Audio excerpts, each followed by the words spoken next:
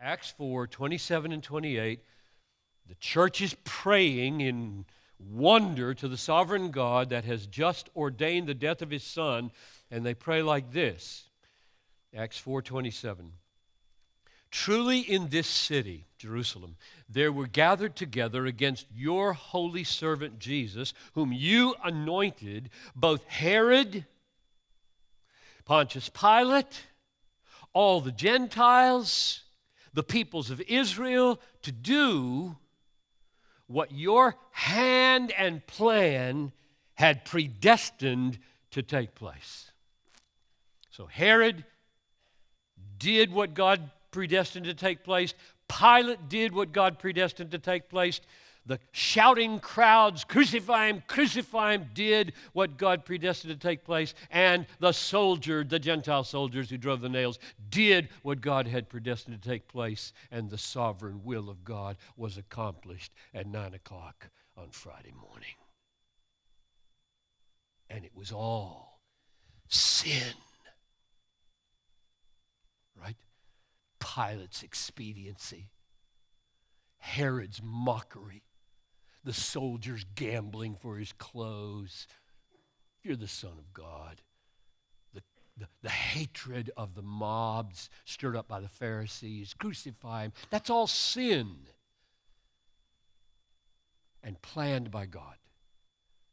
So that's why I said this text, verses 27 and 28, is a light on a theological jungle of problems.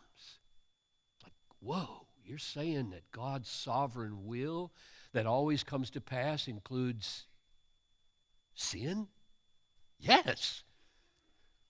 If God could not plan the murder of his Son, we could not be saved.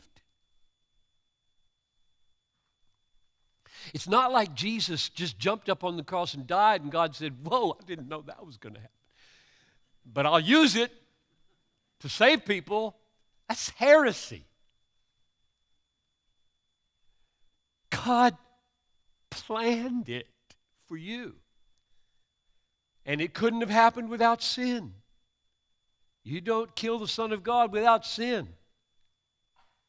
Okay, so when I say one of the meanings of will of God is all that comes to pass that God ordains, I mean it includes everything.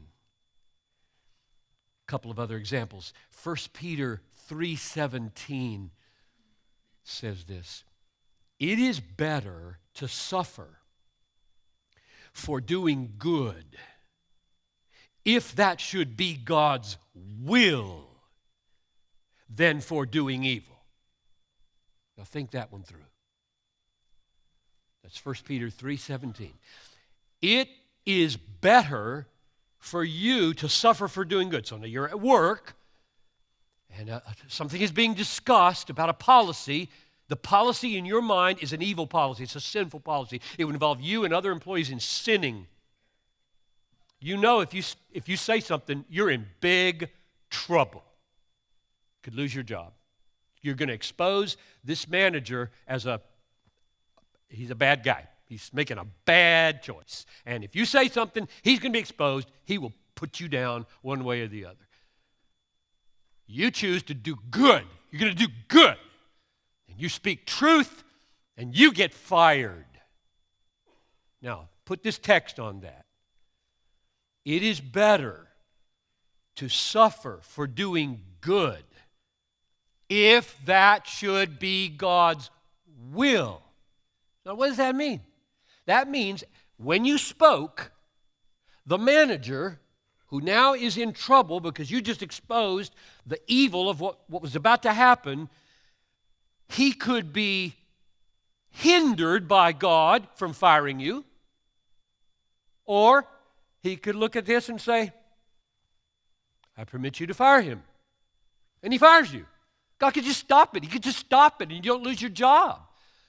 And this says it is better to suffer for doing, if that should be God's will. Now, if he fires you, did he do good? No, he sinned. And that was God's will, that he sinned.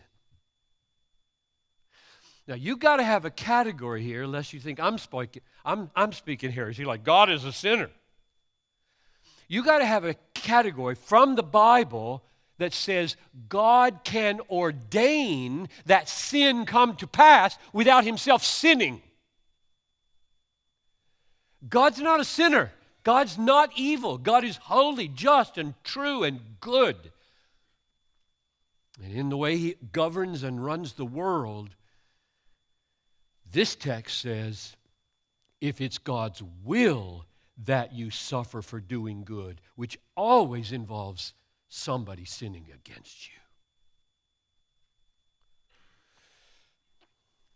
That's 1 Peter 3:17. Ephesians 1:11 is the most sweeping statement of all in this regard with the sovereign will of God. It says, in him, Ephesians 1:11, in him, Christ, we have obtained an inheritance, having been predestined according to the purpose of him who works all things, I take that literally, who works all things according to the counsel of his will.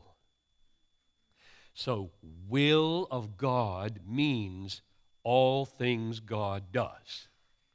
All things. He works all things according to the counsel of his will. And you know your Bibles. You know texts like this. This extends to the details of all existence. Matthew 10:29, not one sparrow falls to the ground apart from our Father in heaven. Proverbs 16:33, the dice are cast in the lap, and every decision is from the Lord. Reno, Las Vegas, Atlantic City, every dice rolled, God decides what turns up. I believe that with all my heart. That's not a problem for God. He's that. I play Scrabble with my wife. We don't gamble. But we reach our hand into the bag to pull out letters. Now, do you pray at that moment? I need a Z. She's way ahead. I totally believe God decides what letters come out in my hand. I do pray. And I thought through how I should pray. This is a marriage issue.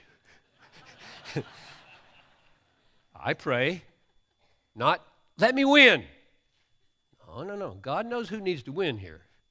My wife been playing Scrabble for 46 years. If you tabulate up all the games, we'd probably be tied right now. It's amazing. It's amazing. So I pray for the kingdom and for the family. Whoever needs to win, for humility or encouragement. So I don't try to pull rank on her. And, come on, God. No way.